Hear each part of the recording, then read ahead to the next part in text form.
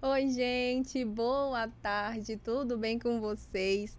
A gente já estava numa resenha aqui antes de começar a Conversa Terapia, mas que bom que deu certo. Começamos o nosso Conversa Terapia, estamos no nosso 10º episódio. Fica com a gente porque o assunto de hoje é muito interessante e muito importante também. Mas antes de a gente começar o nosso podcast, eu quero te convidar para ir lá no Instagram do Rede Onda Digital, com 2 L's no final, para você ficar sabendo de tudo que acontece aqui em Manaus, no Amazonas, no Brasil e no mundo, porque lá as informações chegam a todo momento, tá bom? E vai lá também no YouTube da Rede Onda Digital, que o nosso Conversa Terapia vai estar lá para você, atemporal, tá, gente? O episódio está indo ao ar agora, mas para você que quer assistir depois, vai estar lá salvo, bem bonitinho, na página do YouTube Rede Onda Digital. E você quer saber também de tudo que acontece aqui nos bastidores do Conversa Terapia, quer saber quem são os nossos convidados, os assuntos que a gente aborda, vai lá no nosso Instagram, @conversaterapia_podcast. Fica lá, dá seu like, segue, dá dica do que você quer ver aqui na nossa conversa, tá bom? Vai lá também no meu Instagram, olha só que legal, vou te pedir para me seguir. Vai lá no meu Instagram, @LaísSFernan, que eu posto um pouco do meu dia a dia, posto do que eu faço no meu trabalho também, tá? Agora, Matheus, vamos chamar os nossos patrocinadores, por gentileza, porque agora nós estamos muito bem. Nós temos 2 patrocinadores, aplausos, por favor. Gente, olha, nós estamos com a SA Piscinas, que é a nossa pioneira, né? O nosso primeiro patrocinador. Matheus, coloque aí as nossas imagens. Gente, a SA Piscinas, ela é uma empresa 100% amazonense, está há mais de 28 anos no mercado, e a SA Piscinas agora está com uma novidade, que são os produtos para jardinagem. Para você que quer ficar sabendo de todos os produtos que tem na SA Piscinas, produtos e serviços, tem o site www.asapiscinas.com.br e o Instagram, @asapiscinas, @asa.piscinas, corrigindo. Vai lá que você vai ficar sabendo de todos os produtos que tem para sua piscina, seja ela residencial, de casa, condomínio, enfim. Você vai ficar sabendo de tudo que tem lá. Agora, para estrear esse episódio, nós temos a nossa mais nova patrocinadora, que são os bolos da vovó Tereza. Inclusive já tem aqui, ó, tô aqui degustando, que é um bolo muito bom. Hoje o sabor que a gente escolheu foi de milho, que foi justamente o que a nossa convidada escolheu. Olha como os nossos convidados são muito queridos aqui no Conversa Terapia, né? Então, assim, ó, para você que quer saber e quer um bolo pro final da tarde, um bolo feito com muito amor e carinho, vai lá no Instagram, @bolosdavovó Tereza, tá? Te convido, perdão, te convido a ir lá no Instagram da Vovó Tereza. Eles têm muitos produtos. O carro-chefe deles é o bolo caseiro. Eles fazem bolos personalizados para aniversários também. Então tá aqui o @da Vovó Tereza. Vai lá, tá? Agora sim, Matheus. Conseguimos! Tudo certo por aqui, gente. Estou aqui com a nossa convidada. Gente, a gente já começou a conversa aqui, ó. A conversa terapia já começou, já tem muito tempo, porque é muito gostoso estar com alguém que a energia flui, o assunto flui, e com ela não poderia ser diferente. Eu tô aqui com a doutora Natália. Diga oi, Natália. Muito obrigada por ter aceito o nosso convite. Oi, boa tarde, Laís. Eu que agradeço o convite de estar aqui com você, falando sobre um assunto que eu amo. E a gente está aqui já há um tempinho conversando. Flui muito fácil, porque é um assunto realmente que eu sou apaixonada. E que bom que agora deu tudo certo. Eu tô super bem aqui com bolo, com Tá bem cafezinho. alimentada, Tô né? bem alimentada, tô muito bem mimada, então tá ótimo pra mim. Gente, olha, o nosso assunto de hoje é justamente a importância do pré-natal, desse acompanhamento desde o início da gravidez até o final da gravidez, não só até o final, mas também o pós, né, O que é bem pós-parto, importante. E assim, antes da gente entrar diretamente nisso, eu vou te pedir para te apresentar quem é você, quem é a doutora Natália, porque a Natália, gente, ela é mãe, ela é esposa, ela é médica, então assim, ela tem multifacetas, então, por gentileza, se apresente ao nosso público. vou me apresentar. Meu nome é Natália Leitão Cordeiro. Eu sou mãe, esposa, né? Eu tenho um filhinho de 3 anos, vai completar 4 anos agora. sou casada, sou médica. Tento dividir isso da melhor forma possível. Confesso para você que às vezes não é fácil, né? Ainda mais a gente atuando aí nos plantões, né? Estudos e tudo, que a área da medicina a gente nunca para, né? A gente perpetua o estudo aí pelo resto da vida.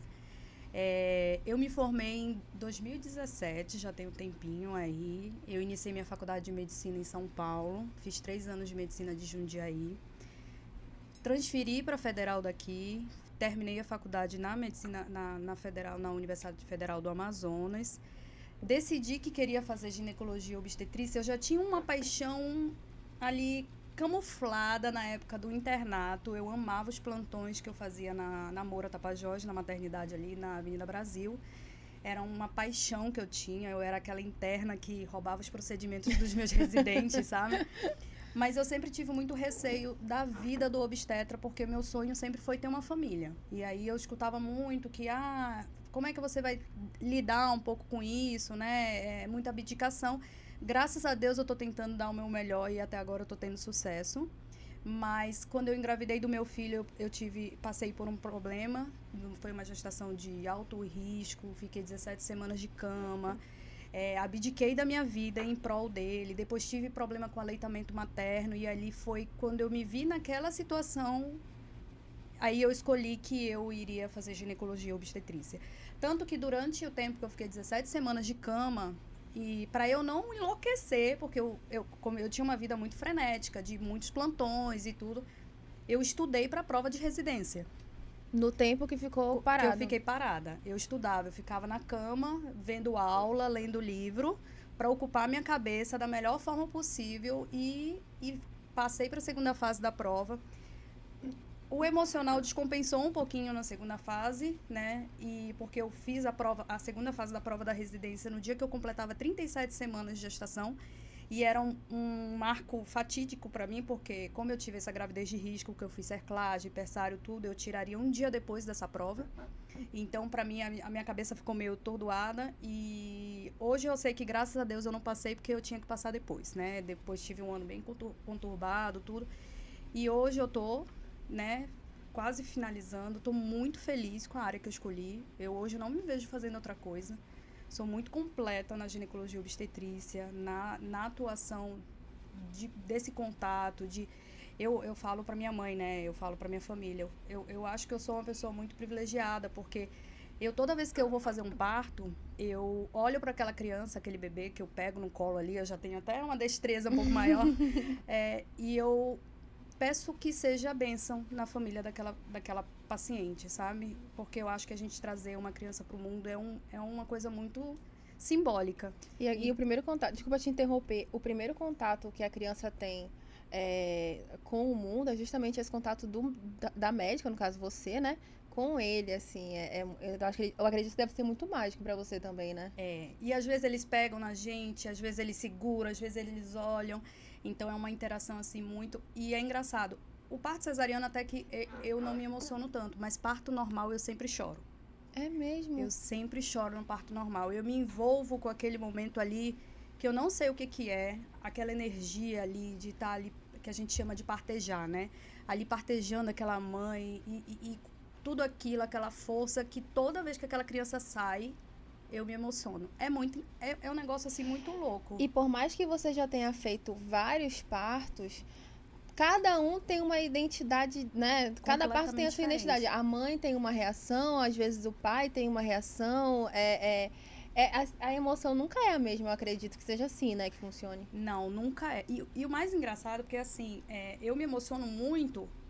Eu me emociono com a mãe, mas eu me emociono com a atmosfera que envolve aquele momento, aquele simbolismo. Às vezes eu olhar para o pai, ele um pouco mais tímido ali no cantinho da sala, e o semblante assim, nervoso, chorando, aquilo ali, vem um choro engatado na garganta, sabe? E me emociona muito o parto normal. O cesárea, ele já é mais... Tem a emoção também, que não muda o fato de trazer uma vida ao mundo, né? Mas é porque é uma coisa mais programada, que é por isso que eu acho que é porque a gente não tem aquele contato tão forte com a paciente, né? Porque acaba que a gente isola um pouco com os panos, com o campo cirúrgico, realmente. A paciente, a gente não tem muito aquele contato visual. quando o bebê é apresentado para a mãe, ele fica atrás do pano, né? Então a gente acaba que não vê muito esse momento, que é essa troca de energia, que é esse primeiro contato ali com a mãe, o filho e o pai, a família que está crescendo, que está nascendo ali naquele momento. E aí a gente fica muito técnico. Eu acho que é esse ponto de Eu acho que é o não ter o contato, nem que seja o contato visual, né? Que faz toda a diferença nesse momento. Exatamente. Gente, eu fico pensando às vezes, falo, Senhor, eu quero ter um parto normal quando eu engravidar, eu quero ter um parto normal. Mas eu escuto tantas histórias de que... porque assim, a gente sabe que o corpo da mulher, ele dilata, tem todo o procedimento de preparação para a criança vir ao mundo. Mas assim, o tanto de história que eu já escutei que não é bom, que teve uma situação que uma amiga minha falou que ela não achou nem um pouco mágico. Ela já teve 2 filhos, né? Um foi cesárea e o outro foi normal. Ela falou que ela não achou nem um pouco mágico, ela não achou nem um pouco emocionante, nem um pouco feliz o que ela passou. Lógico que tem casos e casos, né? Assim como tem o caso de uma pessoa da minha família que teve um parto normal e que falou que 2 dias depois ela já estava andando, estava fazendo as coisas. Então eu acredito que vai de corpo para corpo isso, né? O parto normal, pra mãe, ele é muito melhor, né? Porque, assim, o pós-operatório é muito mais rápido, né? Querendo ou não, a cesariana é uma cirurgia invasiva, você abre a barriga, você abre planos, você acessa a cavidade abdominal, você vai lá no útero, você corta o útero, né? É um pós-operatório mais prolongado. O parto normal, não. Ele é ali o momento. Depois, a mulher, ela recupera muito mais fácil. Lógico que algumas mulheres têm uma laceração, que é quando tem um corte ali no trajeto do canal de parto, e aí a gente tem que suturar tudo. Mas o pós-operatório, para ela, do parto normal, é muito bom. Passou a dor, chega o semblante dela muda ali na hora, né? Mas parto é uma coisa muito pessoal mesmo. A mulher, eu digo que não somos nós que escolhemos o parto. É o bebê, é a criança que escolhe o parto, a via de parto que ela quer nascer, né? Porque às vezes é tão rápido, mesmo que a mãe queira cesárea, já foi parto vaginal.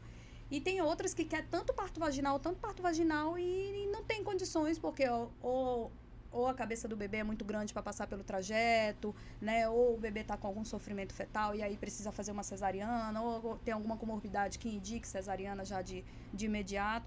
Então, acaba que quem escolhe mesmo o mecanismo de parto, eu sempre digo que é a criança.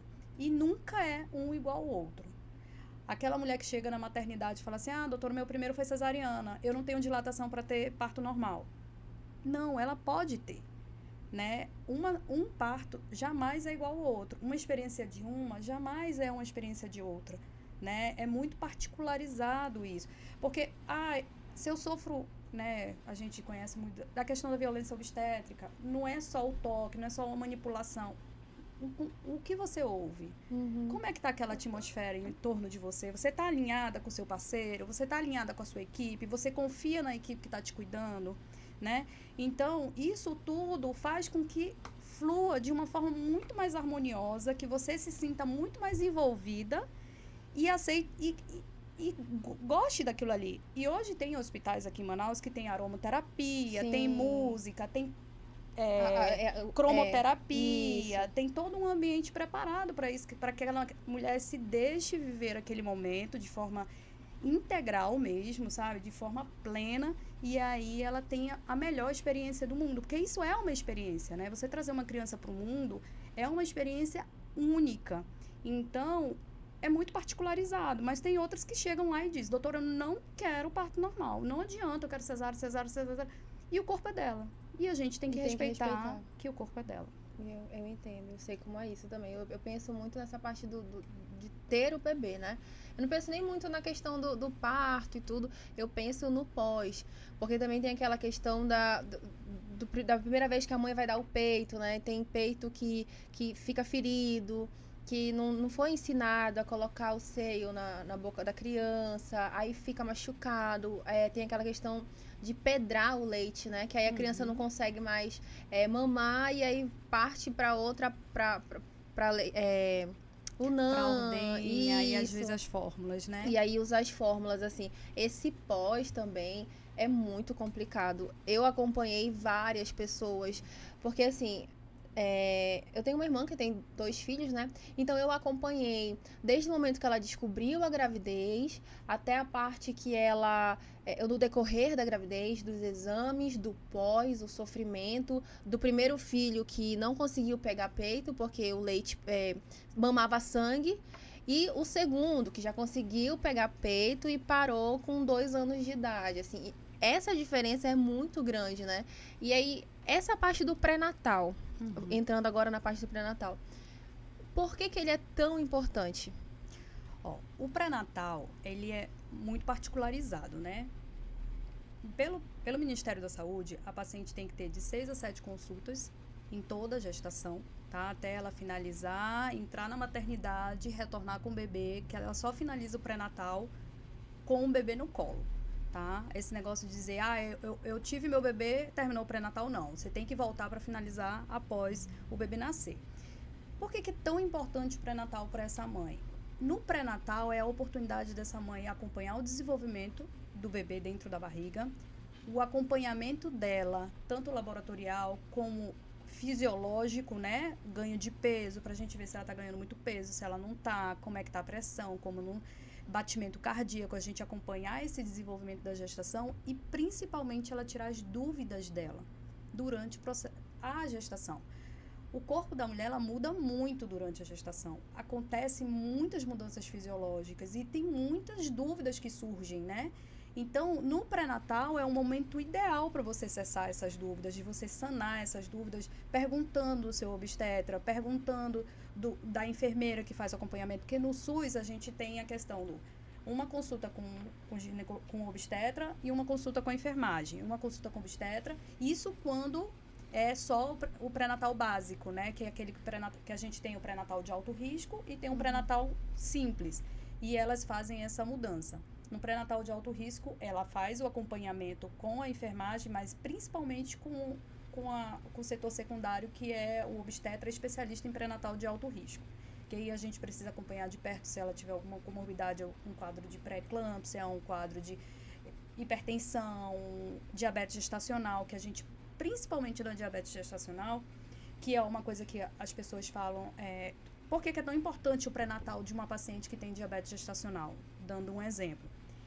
O maior índice de óbito fetal dentro da barriga, é até redundante eu falar isso, né? Dentro da barriga da mãe, mas o óbito fetal é por causa do diabetes descompensado na gestação.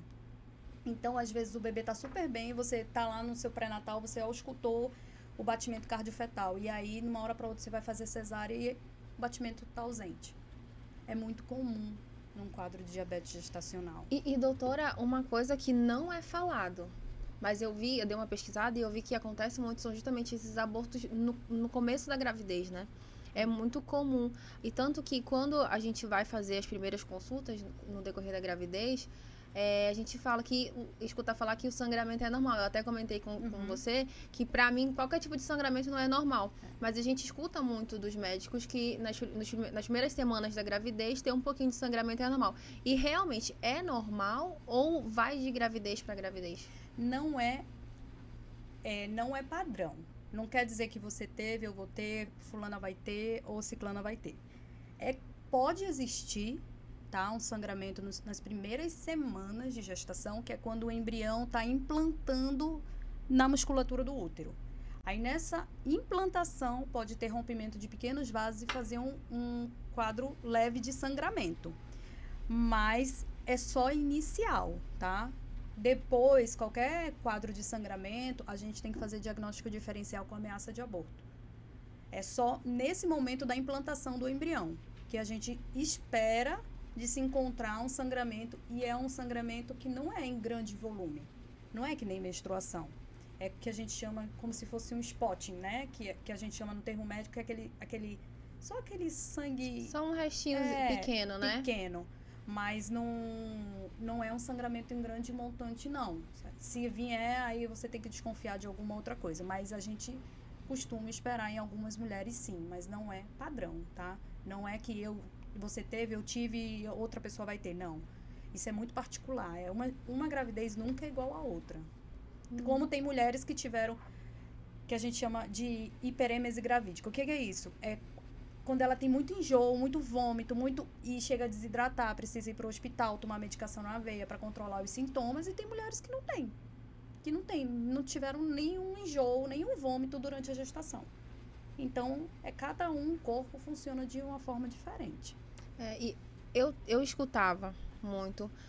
Gente, só para esclarecer aqui a dúvida de vocês, tá? Eu já engravidei e acabei sofrendo um aborto espontâneo, né? Foi muito difícil para mim. A gente estava conversando aqui a respeito disso, porque quando a mulher quer muito, né? Parece que o corpo não quer. Que a gente fala assim, parece que Deus não quer que eu tenha um filho, Deus não quer que eu engravide, mas tem vários fatores para isso, né? Tem a questão também de não é um estudo, mas fazer todo um acompanhamento. Por exemplo, eu já escutei, como eu já perdi 2, então assim, eu já escutei que a partir do terceiro, se eu sofrer um aborto na minha terceira gravidez, já é justamente para eu procurar um médico especializado, né, em fertilização, e ir atrás de saber por que eu não consigo segurar um bebê. Mas, em contrapartida, eu dei dentro dessa minha rápida pesquisa, eu vi ali também que os primeiros 2 filhos é comum ter aborto. Então, aborto, quando você fala da questão de terceiro aborto, a gente tem que procurar um médico especialista em infertilidade, a gente tem algumas variáveis que a gente precisa analisar em aborto de repetição, que é o caso, assim, quando entra no terceiro aborto, segundo aborto. Mesmo pai, mesma mãe, todos no primeiro trimestre, porque assim, eu penso, mesmo pai, mesma mãe, eu tive 2 abortos com os mesmos genitores, eu penso em alguma questão de embriologia mesmo, genética, né? Eu penso no primeiro trimestre, alguma questão de malformação, alguma outra coisa que a gente precisa avaliar. Então, tem algumas variáveis que a gente precisa julgar aí na hora de ter algum quadro de que a gente precisa. Não, é infertilidade de fato do casal, entendeu? Até chegar no ponto de saber que a infertilidade tem todo um histórico antes disso, que a mãe, o casal, enfim, tem que procurar saber para poder enfim descobrir que pode ser também a infertilidade. Até porque, por exemplo, desculpa te cortar, mas já te cortando, o aborto, por exemplo, pode ser a gestação ectópica, no caso, né? Sim. A gestação ectópica, ela não é um aborto, ela é um desenvolvimento do embrião fora da cavidade da região de dentro do útero. Pode ser na trompa, pode ser no istmozinho, no iniciozinho, no final, pode ser na cavidade abdominal. E não é um aborto, é uma gestação inviável, né? Diferente do aborto, que é aquele momento que você sangra, que você sente cólica, que sai tecido embrionário, que sai tudo, aí você tem que fazer toda uma investigação em cima disso.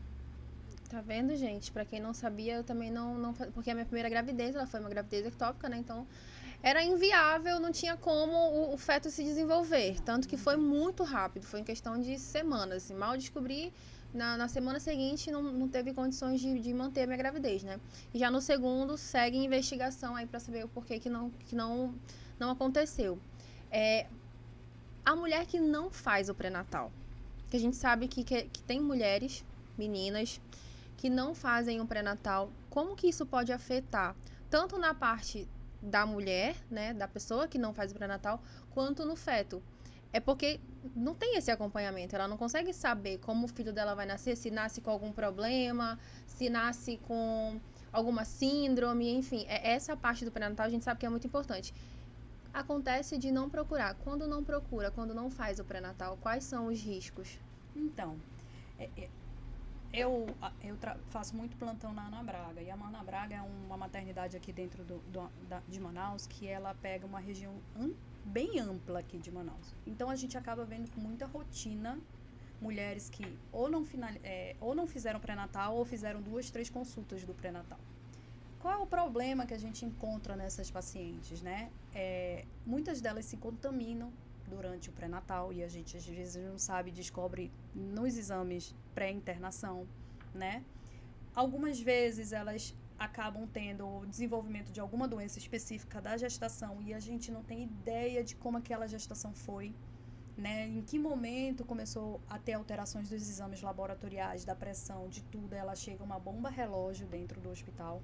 né? Por exemplo, um quadro aí de uma paciente que fez um quadro hipertensivo durante a gestação, não ficou acompanhando, não tomou medicação, não controlou a pressão, aí chega com alterações de função hepática, alterações de função renal, alteração, ou então chega convulsionando por causa de um quadro de eclâmpsia, sabe?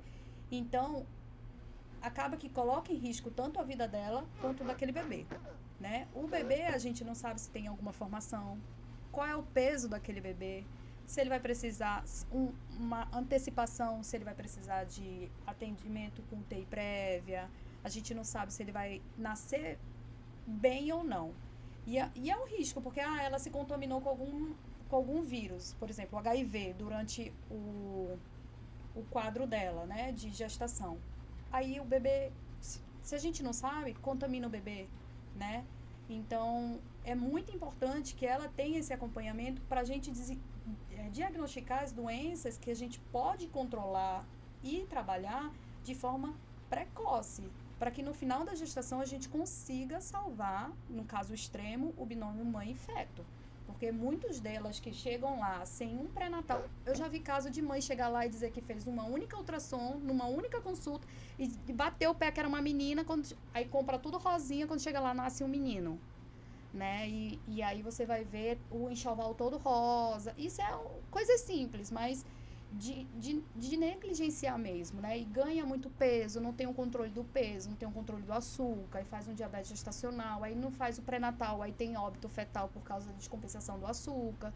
Então, tem várias coisas que a gente precisa atentar, que o pré-natal é importante para a gente evitar quadros mais drásticos e graves, assim como nesses casos. E é tudo uma conversa, né? Quando a mãe não procura fazer o pré-natal, a criança nasce com algum problema de saúde, nasce com alguma bactéria, com algum vírus, alguma coisa assim, não dá para o médico fazer muita coisa. O máximo que vocês fazem é falar, olha, seu filho tem isso, você não fez o pré-natal e infelizmente teve uma consequência. A gente sabe que tem muita gente que não vai, ou porque não tem condições, ou porque, enfim, dependendo da idade tem vergonha. Inclusive a gente estava até falando sobre isso, né? Uhum. A questão da menor de idade engravidar e a sogra assumir esse papel de fazer o acompanhamento, né? Acompanhamento, é. Como é pra você, enquanto médica, tá ali, chega uma menina de 14 anos de idade com a sogra? Eu lembro que quando eu comecei a atuar na obstetrícia, na maternidade, eu via isso com muita rotina. E eu sempre me perguntei, por que a sogra e não a mãe? Ou não o marido, né?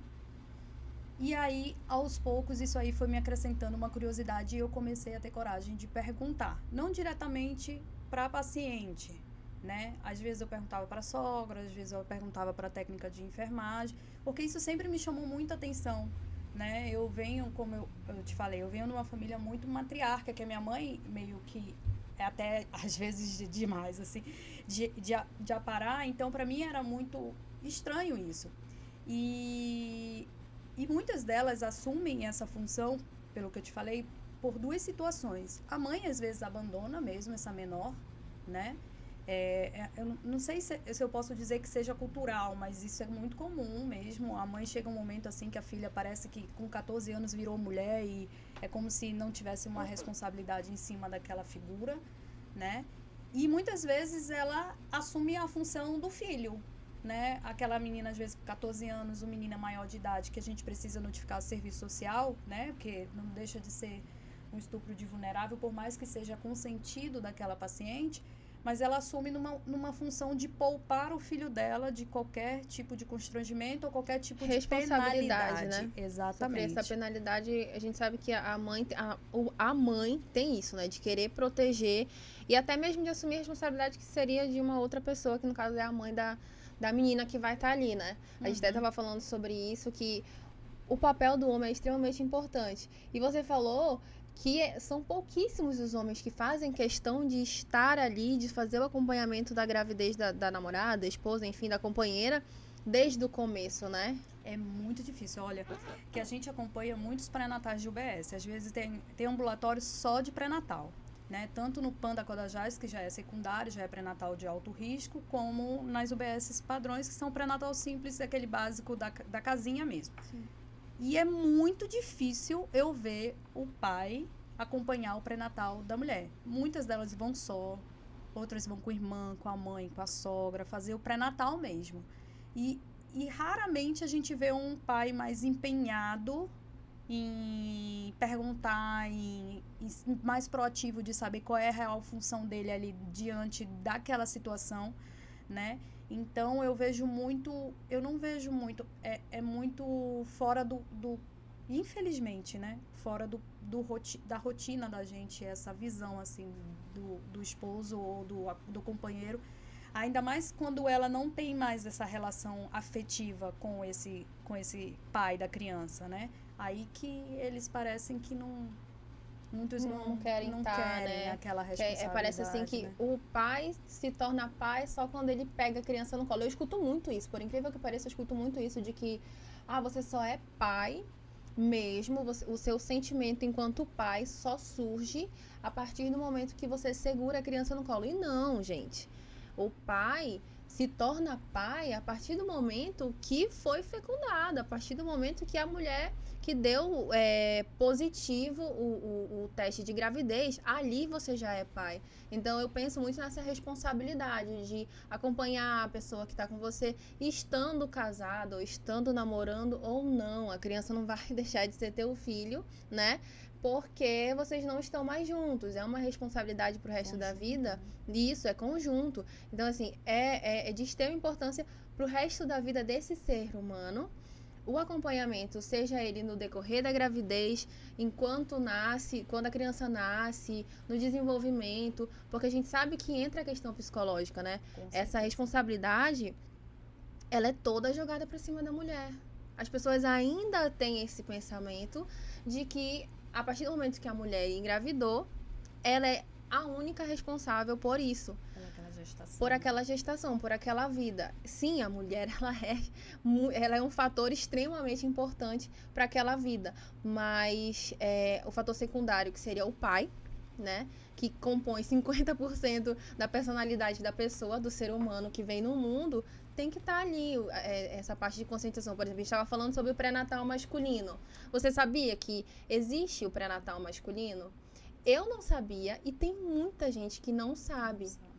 E que não tem, né, pré-natal masculino aqui em Manaus.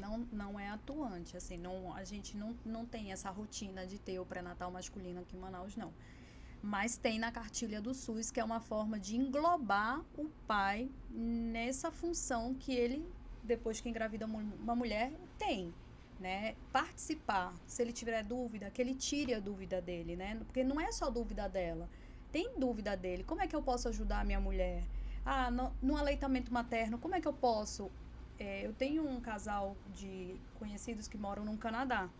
E a gente fala muito daquela golden hour, golden minute, que chamam, né? Que é aquele primeiro minuto que a mulher tem um contato com o bebê, que é muito importante.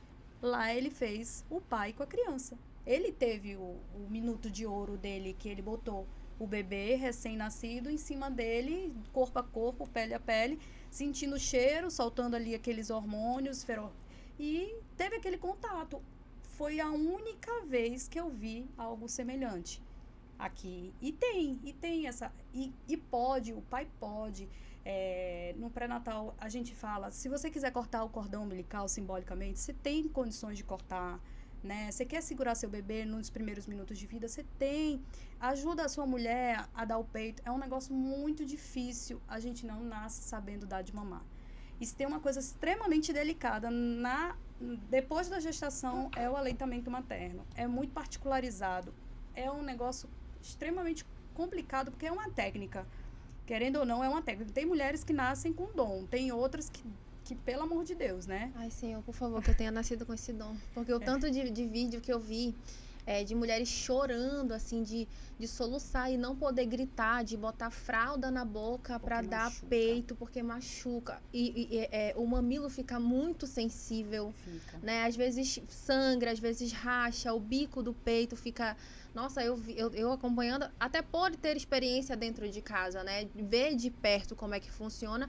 E também na internet, assim, o choro... Gente, é um choro de dor mesmo. E dói mesmo. Imagina uma criança sugando com toda a força da vida dela ali aquele mamilo para poder, até ela aprender que ela não precisa de força e ela precisa de jeito, ela machuca.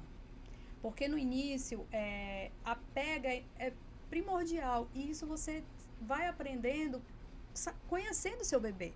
Né? Você vai conhecendo ele, não, ele é assim, a posição dele melhor é desse jeito, ele pega melhor assim, aí você vai conhecendo ele, ele vai te conhecendo, porque é um encontro, né?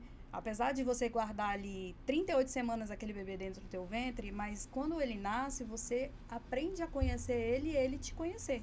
Então, vocês vão se combinando naquilo ali, né? Eu tive uma história de aleitamento materno, assim, que eu falo que eu sou uma vitoriosa. Meu sonho era dar aleitamento materno pro meu filho por 6 meses exclusivo. E o Gabriel, ele não quis, de forma nenhuma, pegar no peito. E eu tive engurgitamento da mama antes do Gabriel nascer. Eu tinha muito leite. E quando ele nasceu dia 29 de dezembro e eu saí do hospital dia 31 de dezembro, véspera de ano novo. Então, eu basicamente fui expulsa do hospital, porque ninguém queria ter paciente lá, né? E ele não tinha pego no peito, porque com o engurgitamento, eu não conseguia fazer a pega. E eu tive que ordenhar desde o início, com bomba. E eu comecei a dar no copinho e ele acostumou com grande volume e fez confusão de bico. Eu passei 1 mês tentando dar peito pro Gabriel e ele não aceitou.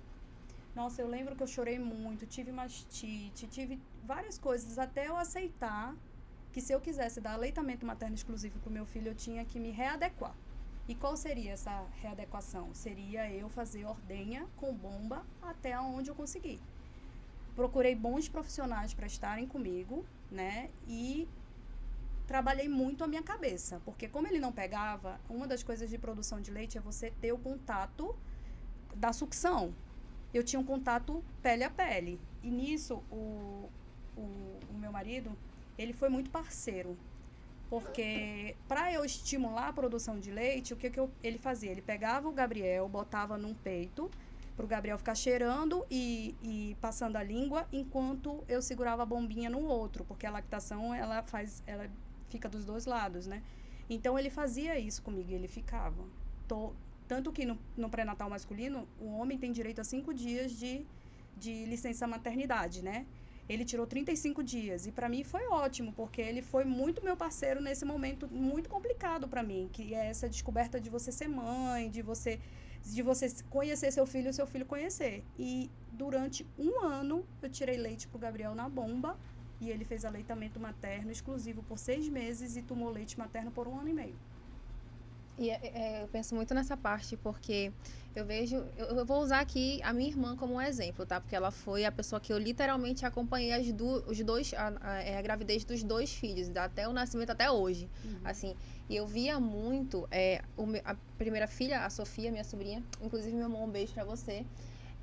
Quando a Sofia nasceu, ela demorou muito. Ela passou do tempo de nascer, né? A minha irmã perdeu o líquido e aí ela foi pra maternidade e mandaram ela voltar pra casa porque ela ainda não tava, digamos que no ponto, né? Ainda não estava preparada pra Sofia nascer.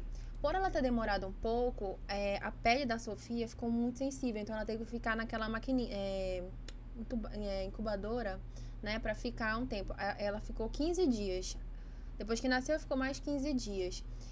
E ela não conseguia dar peito pra Sofia. Aí teve um tempo que a minha sobrinha mamava, a gente tentou, né? A minha mãe tentou fazer com que a Sofia pegasse no peito da minha irmã.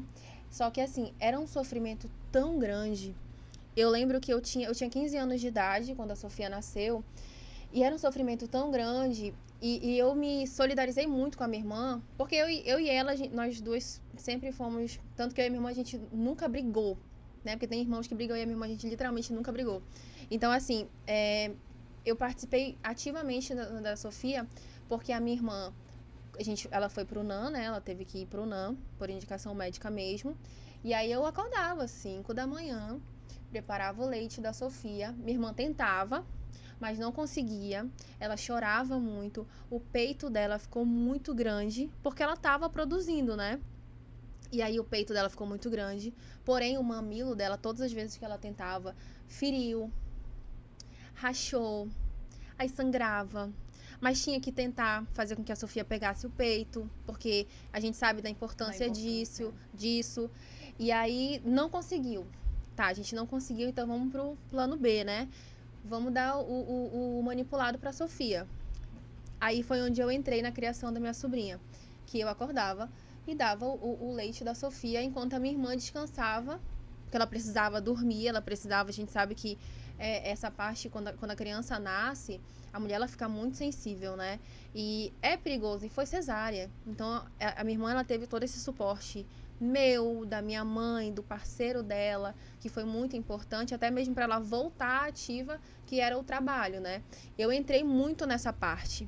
E não foi aquela coisa de, porque eu sou a caçula e eu tenho por obrigação. Nunca foi por obrigação, sempre foi por amor mesmo.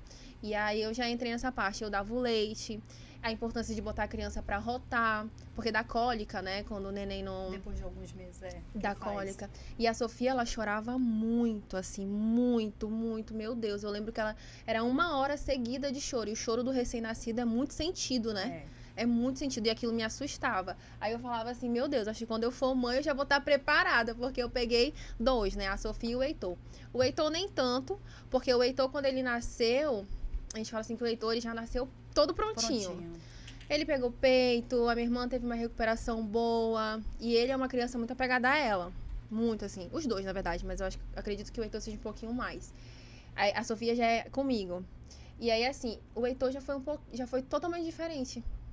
Mas a minha irmã teve o acompanhamento dos 2. Foram ótimos médicos. A minha mãe estava ativamente na gravidez. Deu todo um suporte, porque assim, a minha irmã, do decorrer da gravidez, ela teve uma depressão. E a gente sabe que isso acontece no decorrer da gravidez, né? Porque vem um peso muito grande pra cima da mulher. A partir do momento que você descobre que você tá grávida... Muita coisa muda. Muita coisa muda. Era até sobre isso também que eu queria falar, porque vem a insegurança, né? Se eu comer uma fruta que não pode comer, se eu tomar café demais, começa a pesquisar na internet sobre... É um leque de informação que, se você não tiver pessoas te auxiliando, você fica perdida. E eu te digo isso por experiência própria, porque como eu morava em outro estado e eu descobri a minha gravidez, eu via vídeos na internet de ajuda a mães novas, assim, né? Que eu não era tão nova. Eu sou nova, tá, gente? Mas, porque assim, eu tinha 27 anos, né? E aí eu tava sozinha em outro estado, a minha família toda aqui em Manaus, e todo mundo querendo que eu fosse vir embora pra cá. E aí eu pesquisava muito, assim, lavar a fruta de uma maneira correta, porque a gente acha que comprou uma fruta, vai ali, lava e bota na geladeira. Não, tem uma maneira para lavar aquela fruta. É o excesso de café, o excesso de açúcar, vitamina que você tem que tomar, né, para ajudar na formação do bebê. Exatamente. É muita coisa. E aí, quando o homem não participa disso, a mulher, ela tende a se punir, né? Parece que a gente não vai conseguir ser mãe, parece que não tá bom o suficiente, a gente pode fazer alguma coisa errada. É uma pressão tanto da mulher consigo mesma, quanto das pessoas, né? Já aconteceu muito isso no decorrer de você estar acompanhando uma gravidez, a mulher ficar se punindo ou achar que não vai dar certo, alguma coisa assim? Tem muita mulher que se sente... É engraçado porque, assim, tem muita mulher que vê na gravidez uma oportunidade de ter atenção e tem muita mulher que se sente sozinha na gravidez, né? É aquele caso que eu falei pra você. Às vezes chega uma mulher lá com 7 gestações anteriores e a gente fala, olha, meu amor, vamos fazer a laqueadura porque... Na próxima você corre risco de vida, de fazer laceração de algum órgão, tudo. E ela diz, não, se eu fizer, meu marido não vai me querer mais, né? Então, ela tem esses 2 lados, né? Da mulher que se sente muito só e da mulher que vê na gravidez um motivo de ter todo o apoio e companheirismo. O pré-natal, nessas coisas que você está falando, é de suma importância. Por quê? É no pré-natal que você vai saber o que você come, o que você não come. As vitaminas que você tem que comer para ter um bom desenvolvimento desenvolvimento embriológico mesmo, de tubo neural, de tudo, né? Ômega, sulfato ferroso, ácido fólico. Até que momento da gestação você toma ácido fólico? Até que momento você toma sulfato ferroso, né? Porque a gente sabe que a mulher gestante, a gente chama de hemodiluição. Ela aumenta o volume no corpo dela por causa da gestação e a hemoglobina tende a cair. Então, a gente tem que suplementar ferro para aquela medula dela produzir mais hemoglobina para ela manter o nível fisiológico na gestante. Então, café, nem tem que evitar o máximo possível na gestação. Açúcar, também, adoçante. Né? Isso tudo entra numa questão de ganho de peso. Nada em excesso na gestação é bom. Nada. Se você ganhar muito peso, seu bebê também vai ganhar muito peso. Então, você tem que ter cuidado com isso também. Isso tudo você tem na gestação. Você tira suas dúvidas da questão do aleitamento materno. É na gestação, é numa equipe multidisciplinar. Você vai lá com a enfermeira, tem enfermeira especializada só em aleitamento materno. Ela vai tirar as tuas dúvidas, ela vai ver teu bico do peito, vai ver se ele é plano, se ele é curto, se ele é longo, se ele é grande. E aí ela vai te dizer, vai te ajudar. Isso tudo você faz no pré-natal. Eu não posso... por exemplo, eu tenho os exames que você faz que é muito importante você fazer no pré-natal. Toxoplasmose é um deles, né? Sim. Você falou de legumes e frutas, eu lembrei. Quem tem gato brincou com areia, muitas vezes já é toxoplasmose reagente. Eu não sou. Eu digo que eu fui uma menina criada em apartamento, eu acho, sei lá. Porque na minha gestação eu era não reagente. Então eu tive que parar comida crua, legumes mal lavados, eu não comia salada fora de casa, frutas sempre dentro de casa. Você faz uma restrição dietética porque em qualquer momento da gestação, se você for contaminado com esse protozoário, pode passar pela barreira placentária e aí fazer uma malformação naquele bebê, entendeu? Então, isso tudo você só tem orientação se você fizer seu pré-natal de forma correta, de forma que você vai lá. Às vezes a gente fala para o paciente, você tem dúvida? Surgiu a dúvida, pega um caderninho, anota, fala aqui. Aí você vai chegar lá na consulta do pré-natal com todas as suas dúvidas e você não vai esquecer nada de perguntar. Porque às vezes a gente confia na nossa cabeça, mas é tanta coisa que modifica na nossa vida que às vezes a gente esquece. Chegou lá, você tem alguma dúvida? Aí não tenho nenhuma. Aí depois aí quando vai embora lembra. Lembrei que eu tinha essas dúvidas e não tirei. Pega um caderno, anota as dúvidas que vocês têm. Tipo, eu tenho dúvida disso, doutora, me ensina. É um momento ali único, é uma mudança total de vida. E quanto mais apoio você tem, eu digo que eu dou parabéns pro meu marido, porque ele fez o pré-natal comigo, ele ia em todas as consultas do meu pré-natal, todas, ele não abria mão de nenhuma, e ele ficou 35 dias comigo em casa, cuidando de mim. O que você fez para sua irmã, ele fez comigo. Eu ficava dormindo as minhas 8 horas, e ele acordava de madrugada e ficava com o Gabriel, cuidando do Gabriel. Então, ele exerceu a paternidade de forma muito plena nisso. E isso, para mim, é muito importante, porque eu tive baby blues, que a gente chama, que é um pré-requisito para depressão pós-parto. E graças a Deus eu não desenvolvi. Mas você precisa estar acompanhando aquela paciente. Quando seu parceiro, eu conheço, ela não está bem. Às vezes uma análise de fora, entendeu? E te ajuda muito mais quando você tem o apoio do pai da criança, acho que mais do que da mãe, do irmão ou qualquer outra coisa assim. Viu? Como é baby blues? Que chama. Que é um pré-requisito da depressão pós-parto. Que a gente diz, depressão pós-parto é a depressão mesmo, Sim. né? Quando você tem variação de humor, um pouco mais melancólica, alguma coisa assim, é uma característica do baby blues. Que seria tão importante, né? Se os homens parassem essa cultura de que não é importante acompanhar, ou do prover demais, não deixar faltar comida. A gente sabe que isso é importante, mas seria tão maravilhoso para toda mulher se, a partir do momento que ela descobrisse a gravidez, existisse esse companheirismo de fato do homem estar ali, e independente se está casado, se não está, mas entender que é uma vida que vai depender dele para sempre. E é um fator extremamente importante. A gente vê que aqui no Brasil, né, o abandono paterno é muito grande. É muito grande. é muito grande e eu fico, assim, tentando entender, né? Tem a parte cultural, que, não é responsabilidade dele, joga a responsabilidade toda pra cima da mãe, mas já parou pra pensar, poxa, é um ser humano que vai estar contigo pra sempre. É o teu DNA que vai estar ali, é a tua responsabilidade. Acompanha, vai lá. Como ela falou agora, né? Pergunta, anota. Não só a mulher, porque os homens que acompanham a gravidez, eles têm dúvidas. Tem, e muitas. Né? Quando eles chegam no consultório para fazer o acompanhamento do pré-natal com a parceira, eles perguntam. Né? Então não é só para a mulher não é só a mulher que está grávida que ela vai anotar, eu vou perguntar isso da doutora. Sim, ela vai fazer isso. Mas seria tão bom para a mulher se o homem tivesse essa interação, né? De ir lá e perguntar, olha, eu tô vendo que ela tá com um comportamento diferente, ela não tá aceitando a gravidez, porque tem mulher também que não aceita a gravidez, a gente sabe que isso acontece. E aí, o que eu posso fazer para ajudar? A alimentação dela tá errada. Em que eu posso ajudar nessa alimentação? Porque também tem a parte do exame que o homem faz, né? Então era exatamente isso que eu ia falar. Tem algumas doenças que o homem tem, ou então algumas alterações que no pré-natal masculino, essa solicitação dos exames são solicitados. Ele tem o direito de solicitar esses exames pelo pré-natal. E aí ele faz. Por exemplo, o paciente tem, por exemplo, né, sífilis, né, e aí passa para aquela gestante, e aí também pode ter alguma complicação no bebê.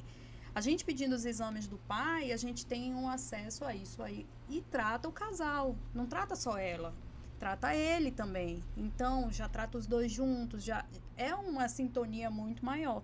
E solicita os exames dele, né, para poder ver a ideia dele, de como funciona. É muito importante que esse pai tenha da responsabilidade dessa gestação quanto a mãe, né? Porque ele vai ser ali a dupla dela depois que aquela criança nascer e durante a gestação também, né? E às vezes eu acho tão bonito, são poucos, né? Mas tem uns pais que chegam tão empenhados, por exemplo, quando a gente tá vendo o trabalho hoje de manhã, né? Eu tava na maternidade, eu fui avaliar uma paciente, ela tava com 9 centímetros, ela, ai, doutor, eu não aguento mais essa dor, por favor, faça uma cesárea, e o pai lá do lado, calma, amor, vai dar tudo certo, aguenta só mais um pouquinho, daqui a pouco ela vai chegar, e partejando junto, e acompanhando aquilo ali, sabe?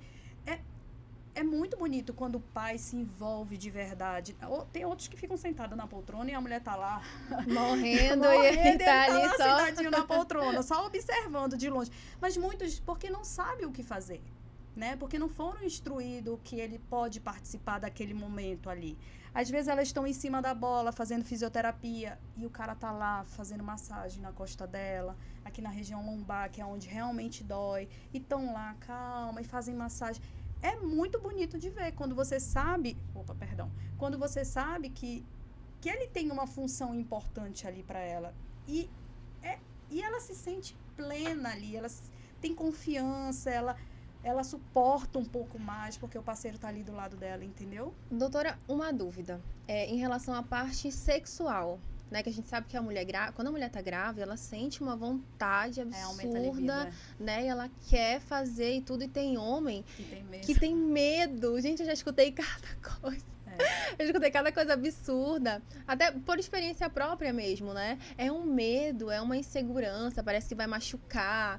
Aí vem aquela, né, pensamento masculino que é muito engraçado, eu acho engraçado demais. Mas assim, fale para os homens. Não tem problema, a não ser se ela tiver alguma complicação da gestação. Mas fora isso, não tem problema nenhuma manter relação sexual. O bebê tá dentro de uma bolsa de líquido, dentro de um útero, com o colo fechadinho, então não tem problema. E pra mulher faz muito bem, né? Porque ela não deixa de ser feminina. Ela não deixa de ser mulher porque ela tá se tornando mãe, né? Isso é uma coisa que eu acho que tem que mudar muito na cabeça. Tanto da gente, mulher, como do homem, como da sociedade, que a mulher, ela não deixa de ser mulher porque ela se tornou mãe. Ela continua sendo mulher, ela continua com os desejos dela, ela continua com as vontades, com a sexualidade dela, então não pode, porque tem homem que quando parece que o menino nasceu, vê a mulher só como mãe do filho e acabou, né? E não tem desculpa a expressão, tesão naquilo ali. Mas ela é mulher, ela não deixa de ser mulher em nenhum momento. Então, pode ter relação. Se ela não tiver contraindicação, pode ter relação. Se ela não tiver, quando está perdendo sangue no início da gestação, muitas vezes a gente fala, olha, não faz, não tem relação. Porque o que acontece? A relação sexual, na hora que a mulher libera o orgasmo, muitas vezes o útero faz microcontrações. E às vezes pode sangrar um pouquinho, entendeu? E a mulher se assustar. Mas, fora isso, pode ter relação sexual normal. Viu? Para com esse pensamento aí besta, que é pensamento besta, de dizer que eu não vou porque eu posso machucar meu filho, da gente. Não, nem chega perto do filho, ele tá super bem lá. Eu não quero dar trauma no meu filho, não vai ter trauma nenhum, gente. Acompanha a sua esposa, a sua namorada, a sua parceira, fique por dentro de tudo. Se tiver dúvida, pergunta.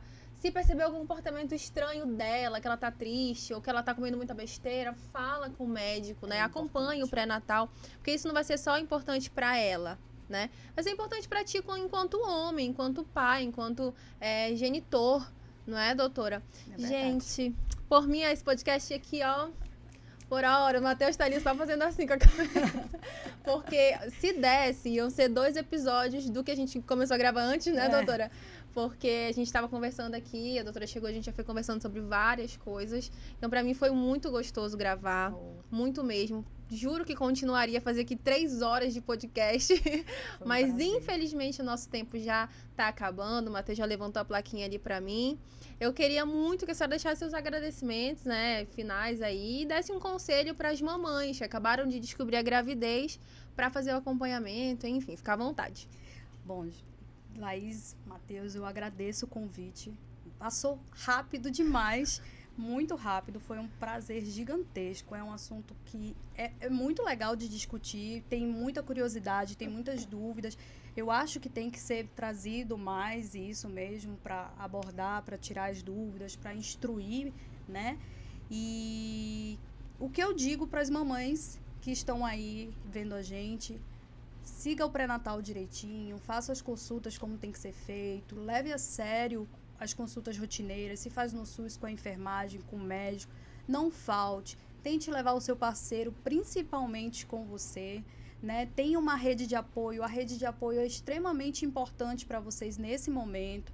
A gente sabe que a gente fica muito sensível, muita coisa muda, então tenha essa rede de apoio, é importante. Procure profissionais que vocês confiem, que vocês conheçam, que vocês se sintam acolhidas, porque é de suma importância que esse acolhimento exista e que vocês sempre anote as dúvidas, sejam participativas. Nas UBS sempre tem palestras sobre, tenho dúvida sobre aleitamento, vai nas enfermagens, nas grandes maternidades, Ana Braga, tem banco de leite, né? Então vocês podem ir lá e dizer assim para a enfermeira: eu quero que vocês me ajudem a dar de mamar, eles vão ajudar. Então, sejam mais proativas nesse sentido de buscar informação e ajuda mesmo, porque vocês têm condições, né? Tem disponibilidade no serviço de saúde para vocês. E eu acho super válido para isso. E é uma forma de vocês também não se sentirem tão abandonadas, porque tem momentos da gestação que a gente às vezes está em volta de tantas pessoas, mas a gente ainda se sente sozinha, né? São muitas mudanças, muita coisa. Então, não parem, estejam sempre atrás de procurar ajuda, informação e essa rede de apoio que é tão importante. Ai, doutora, muito obrigada. Eu que do fundinho do meu coração, foi um prazer. Espero que você tenha gostado do nosso bolo. Maravilhoso. Esse é o segundo pedaço. Gente, a gente já comeu metade do bolo aqui. Muito obrigada, vovó Tereza, novamente. Muito obrigada, agradeço. Gente, muito obrigada. Lembrando que sábado às 14 horas nós vamos estar aqui no Conversa Terapia. Vamos olhar para ali, Matheus? Vamos estar aqui no Conversa Terapia, eu, Laís Fernandes, fazendo companhia para você todo sábado aqui na região da Digital. Muito obrigada. Espero que vocês tenham gostado dessa conversa, que foi uma conversa muito boa. E espero também que tenham tirado todas as suas dúvidas, tá bom? Muito obrigada. Um beijo e até o próximo sábado. Tchau. Beijo.